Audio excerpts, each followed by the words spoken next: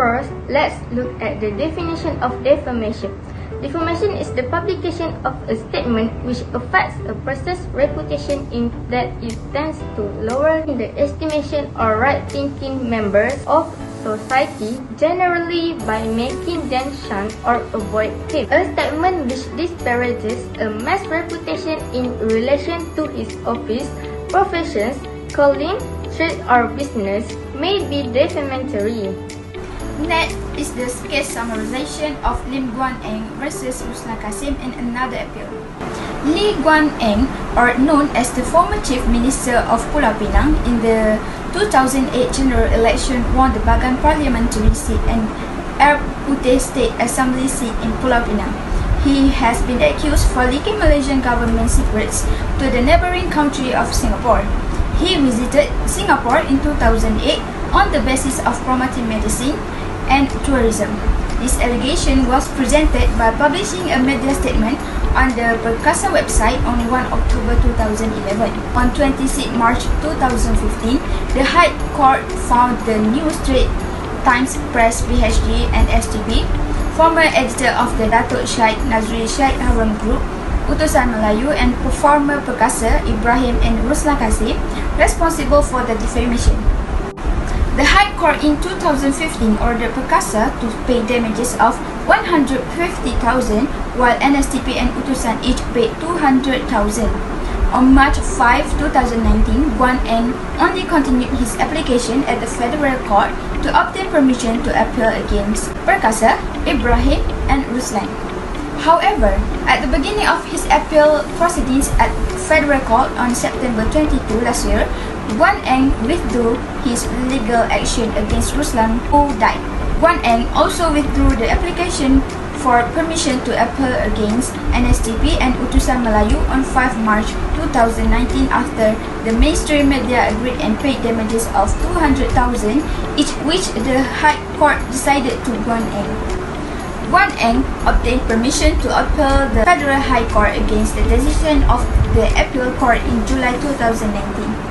Next is the plaintiff and defendant. In contrast to the defendant, who is the party being sued, the plaintiff is the party who files the lawsuit or the party of whose behalf it is filed. Regardless of whether they were the plaintiff or defendant in the lower court proceedings, the party who files a writ or error will be considered the plaintiff in error. The plaintiff in this case is LIM GUAN. He is 62 years old, was born on 8 December 1960 at Johor Bahru, Johor. He is also the son of the former leader of the opposition in the parliament. In 1986, LIM GUAN was appointed to his first term as a member of parliament for Kota Melaka after defeating Soh Chin On. He was then re-elected in the general election of 1990 and 1995, albeit with a smaller majority vote. He then made history by being elected to 3 terms in a row in the city of Melaka. He set a new record and was the first Melaka High School alum to do so. He was appointed a DAP Socialist Youth Chairman twice, first in 1989 and once in 1992. Inside the Democratic Action Party, he was chosen to serve as the DAP's Deputy Secretary General in 1995. After the DAP and Pakatan Rakyat's coalition's victory over Barisan Nasional, he was successful in ousting that party's rule and ascended to the position of Chief Minister of Penang. Defendant. The individual accused of the offence in the defendant in criminal proceedings. The party being sued by the plaintiff in a civil lawsuit is known as the defendant. The defendant is referred to as the responder in some cases. The person answering an appeal is typically referred as a responder. UMNO politician from Negeri Sembilan named Ruslan KASSIM, when Datuk Sri Anwar Ibrahim was expelled from the cabinet on November 2, 1998, he once firmly stood by his side.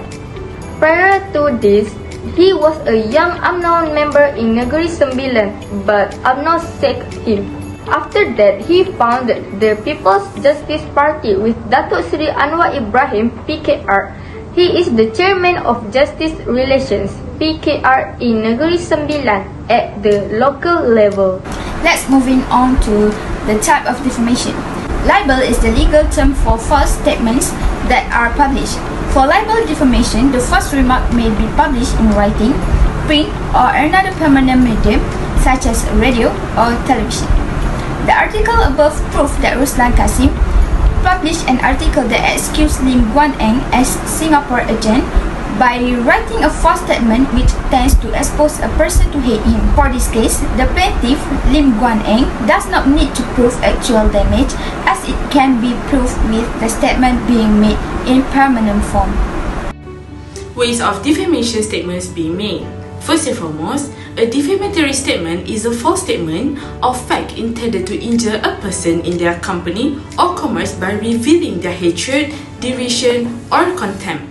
The defendant can make defamatory claims in 4 different ways, like orally, writing, visually, and by gesture.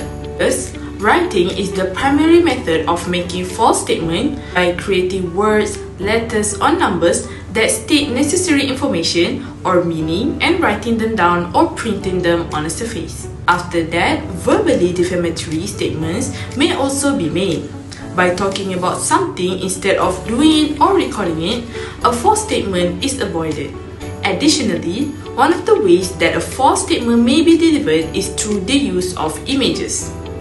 Last but not least, a gesture is a type of non-verbal or non-vocal conveyance in which body motion is used to convey a certain meaning. In the case we had chosen, which LIM, the plaintiff, filed a lawsuit towards the defendant RUSLAN KASSIM, Ibrahim, and Utusan Malaysia. It is because Utusan published an article about LIM with the title Kebiadaban Guang Eng. Utusan published in its statement of defense stated that the article was published in response to LIM's verbal attack against the paper during his speech at the Pakatan Rakyat Convention in Kepala Batas on December 9 years ago. This is stated because in this case, the plaintiff has been accused by the way the defendant issued a statement in the media and issued a large article with a title that is not pleasant to hear. So this proves that the method used is the writing method. Elements of defamation. We have found that there were 2 elements of defamation that can prove the defamation in this case.